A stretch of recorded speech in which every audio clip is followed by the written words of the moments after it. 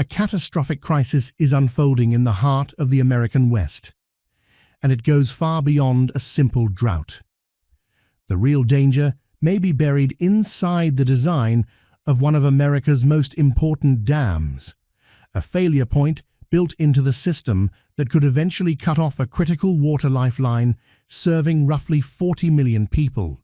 Glen Canyon Dam was created to control the Colorado River, but if Lake Powell falls far enough, that enormous 710-foot wall of concrete could become something far more frightening. A barrier with no reliable way to move water downstream. Before we go any further, if you value deep dive stories like this, take a second to subscribe. It is one of the easiest ways to support the channel and make sure you don't miss what we uncover next. Now let's get into it. The entire crisis revolves around one critical number: 3,490 feet. That is the elevation of Lake Powell's minimum power pool, the level where the 8 enormous hydroelectric turbines inside Glen Canyon Dam can no longer operate normally. Below that point, electricity generation for millions of people begins to disappear. But that isn't even the most serious threat. The truly dangerous threshold sits roughly 120 feet lower. At 3,370 feet, Lake Powell reaches what is known as dead pool, the level where water can no longer pass through the dam in the normal way and continue downstream toward Lake Mead, Las Vegas, Los Angeles, and millions of acres of farmland that depend on the Colorado River. And there is an even bigger problem. The emergency system that was supposed to help move water through the dam, when normal outlets become unusable, is itself compromised. Federal documents have acknowledged serious problems with the dam's emergency bypass tubes, raising questions about whether they could actually be relied upon during a worst-case scenario. That means the vulnerability isn't simply a matter of how much water remains in the reservoir. It is also about what happens when the water level drops beyond the point the original system was designed to handle. And this crisis wasn't created overnight. It traces back almost a century to decisions made when engineers and politicians believed the Colorado River contained far more water than it actually does. The story begins far from Glen Canyon, in a hotel in Santa Fe, New Mexico, on November 24, 1922. That was when representatives of the 7 Colorado River Basin states, led by then Secretary of Commerce Herbert Hoover, gathered to divide up the river's water. Their agreement became the Colorado River Compact, one of the most consequential documents in the history of the American West. It provided the legal foundation for massive dams, enormous irrigation systems, and the growth of cities across one of the driest regions in the country. The river was divided between the upper and lower basins, with each receiving an allocation of 7.5 million acre-feet of water per year, an amount that seemed large enough to support an entirely new civilization in the desert. But there was one enormous problem. The river couldn't reliably provide that much water. The measurements used when the compact was created came from an unusually wet period, one of the wettest stretches in roughly the last 1,200 years. Those numbers created an overly optimistic picture of how much water the Colorado River could actually deliver over the long term. Modern tree ring research has since revealed a very different reality. Studies associated with researchers such as Brad Udall and Eric Kuhn indicate that the river's long-term average flow is closer to 13 million acre-feet per year, dramatically below the roughly 16.4 million acre-feet the original system was effectively built around. In other words, the West spent a century building a civilization around a river that was never as powerful as the original numbers suggested. Today, as a 21st century megadrought intensified by climate change, grips the southwest, the situation is even worse. Estimates now put the river's effective flow closer to 12 million acre-feet a year. For generations, the 7 basin states have been relying on water allocations that exist legally, on paper, but simply aren't available in the natural system. Year after year, that gap has created a massive water deficit, and Lake Powell is increasingly becoming the place where that century-old debt is coming due. Glen Canyon Dam was the physical result of the promises made in 1922, and its construction represented an extraordinary display of 20th century engineering. Work began in 1956, and for 8 years, crews carved through the rugged landscape, poured enormous amounts of concrete, and transformed a remote section of the Colorado River into one of the largest dam projects in America. When the gates finally closed in 1964, the river began backing up behind the structure, gradually flooding nearly 186 miles of dramatic sandstone canyons. It took another 17 years for Lake Powell to reach its original full level, requiring the Colorado River to deliver enormous volumes of water that are almost unimaginable under today's conditions. At the time, the dam looked like a triumph. Engineers believed they had finally gained control over the river and secured water supplies for millions of people, but the system was built around assumptions that would eventually be challenged, and the first major warning didn't come during a drought. It came during a flood. The 1983 warning. In June 1983, an enormous snowpack had accumulated across the Rocky Mountains. Then, a sudden period of intense heat caused that snow to melt rapidly, sending an enormous surge of water racing down the Colorado River. Lake Powell began rising at a frightening speed. The reservoir that had been designed to control the river was suddenly becoming difficult to control itself. Engineers faced a nightmare scenario. If the water climbed high enough to overtop Glen Canyon Dam, the consequences could have been catastrophic. So operators were forced to use the dam's 2 massive emergency spillway tunnels for the first time. These enormous concrete passages, each roughly 41 feet wide, had been carved through the cliffs on either side of the dam. They were designed as the ultimate emergency release system, the final defense against an overflowing reservoir. But when the floodwater began racing through them at more than 150 feet per second, engineers encountered a phenomenon they knew could be extremely destructive: cavitation. The water was moving so fast that its pressure dropped dramatically, causing it to form tiny vapor bubbles even without extreme heat. As those bubbles entered areas of higher pressure, they violently collapsed, producing powerful shock waves that hammered the surrounding surfaces again and again. The damage appeared almost immediately. The spillways began shaking violently as the collapsing bubbles tore into the concrete lining. Massive pieces of the heavily reinforced structure were being ripped away, exposing just how vulnerable the emergency system could become under extreme conditions. What began as a low vibration soon turned into a deafening roar that could be felt throughout the surrounding area. Engineers realized they were watching the spillways destroy themselves from the inside.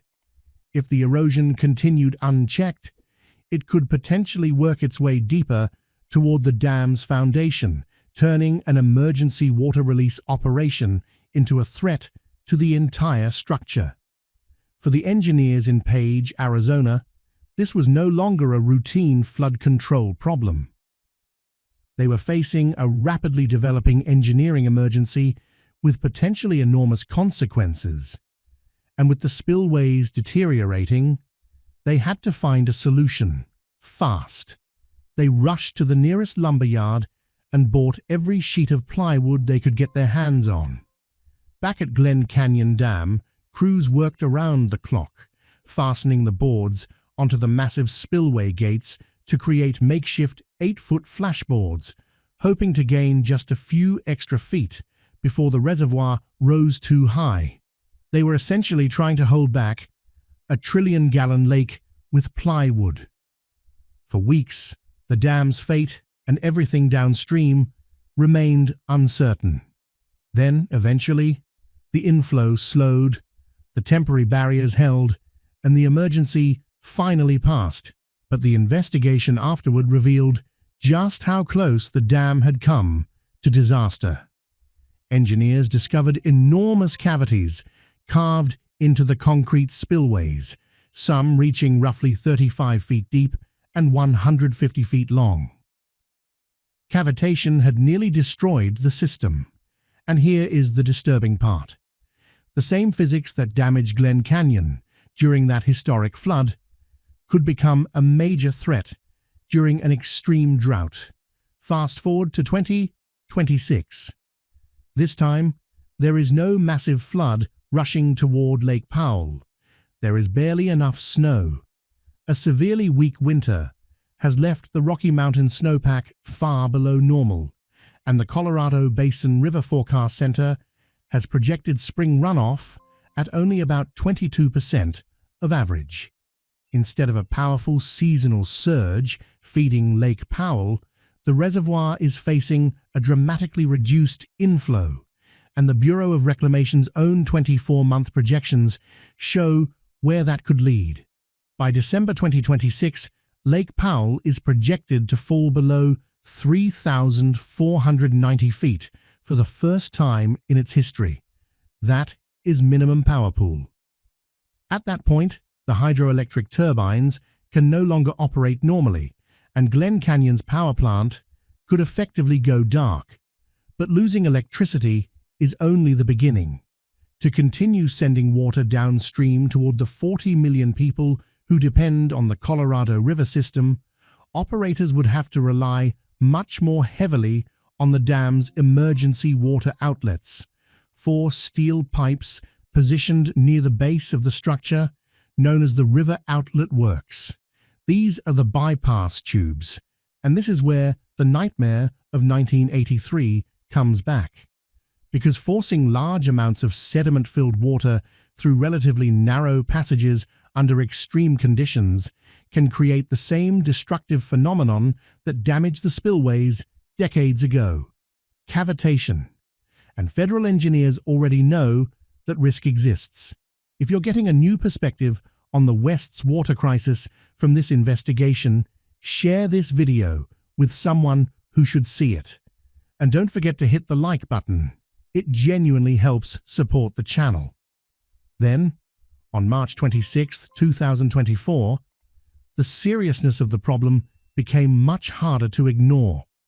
An internal Bureau of Reclamation memo from Richard LaFond, director of the agency's Technical Service Center, documented the results of a high-flow test conducted on the very bypass tubes that could become critical if the power plant shuts down.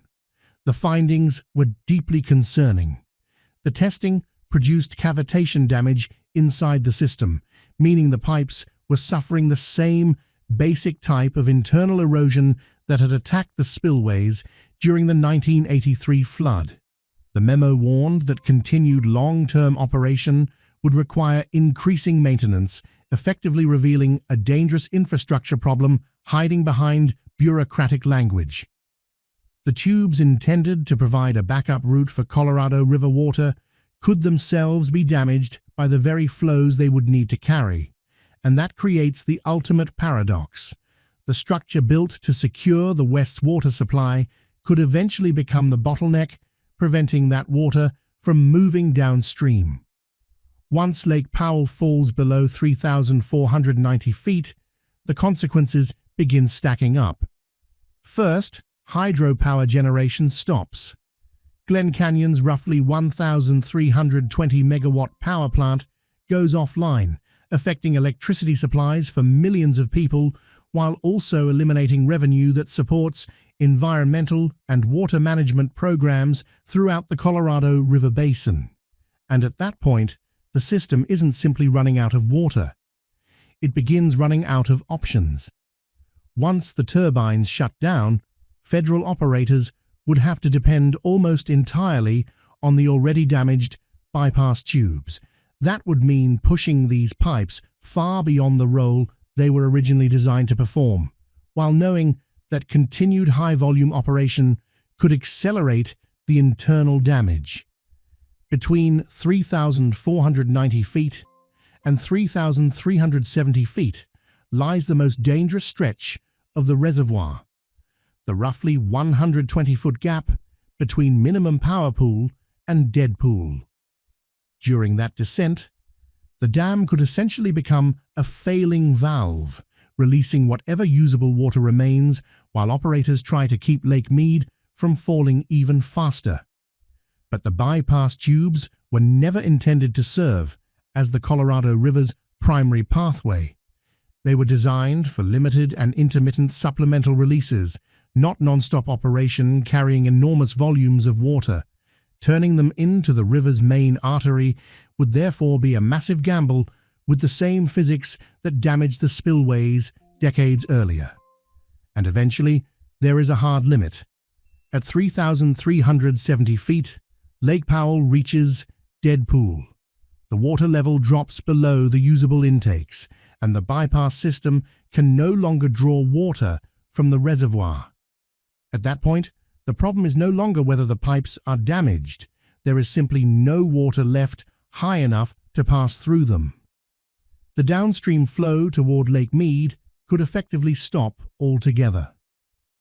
Glen Canyon Dam would remain a towering 710-foot concrete structure, but instead of functioning as a controlled gateway for the river, it could become a massive plug holding back water that can no longer reach the outlets. That is where the consequences spread far beyond the dam itself. Water supplies serving places such as Las Vegas, Phoenix, and Los Angeles would face an unprecedented crisis, while millions of acres of agricultural land across the Southwest could be placed under severe pressure. And the people responsible for managing the system know how serious the numbers have become. Camille Kalimlim-Tutin, Commissioner of the U.S. Bureau of Reclamation, has repeatedly faced the enormous political challenge of forcing the 7 Colorado River Basin states to reduce their water consumption by millions of acre-feet. Officials describe the process as management based on the best available science, but behind that careful language is a much harsher reality. The water simply isn't there anymore. Now the federal government is looking farther upstream for emergency supplies. In June 2026, the Bureau of Reclamation announced plans to release additional water from Flaming Gorge Reservoir, which sits along the Wyoming-Utah border, sending more water downstream toward Lake Powell in an effort to temporarily support reservoir levels. It is essentially borrowing from an upstream savings account to postpone the crisis farther downstream. But that isn't a permanent solution. It is buying time. And the growing concerns surrounding Glen Canyon's bypass system have opened the door to an even more dramatic possibility, completely redesigning how water moves around the dam. One proposal involves constructing entirely new bypass tunnels through the solid rock of the canyon walls surrounding Glen Canyon Dam. Instead of forcing the aging structure to handle flows it was never designed for, engineers could potentially create a completely separate route for water to move downstream. The price could reach billions of dollars, and the idea itself carries an uncomfortable message. The original design of Glen Canyon Dam may no longer be suited to the water reality of the 21st century. But some environmental groups believe the answer shouldn't be to build an even larger system around the dam. They are pushing for something far more radical. Some environmental groups are arguing for a solution that sounds almost unthinkable. Stop trying to save the dam. Instead, permanently bypass Glen Canyon Dam and begin the process of draining Lake Powell, allowing the Colorado River to flow through Glen Canyon naturally for the first time in roughly 6 decades.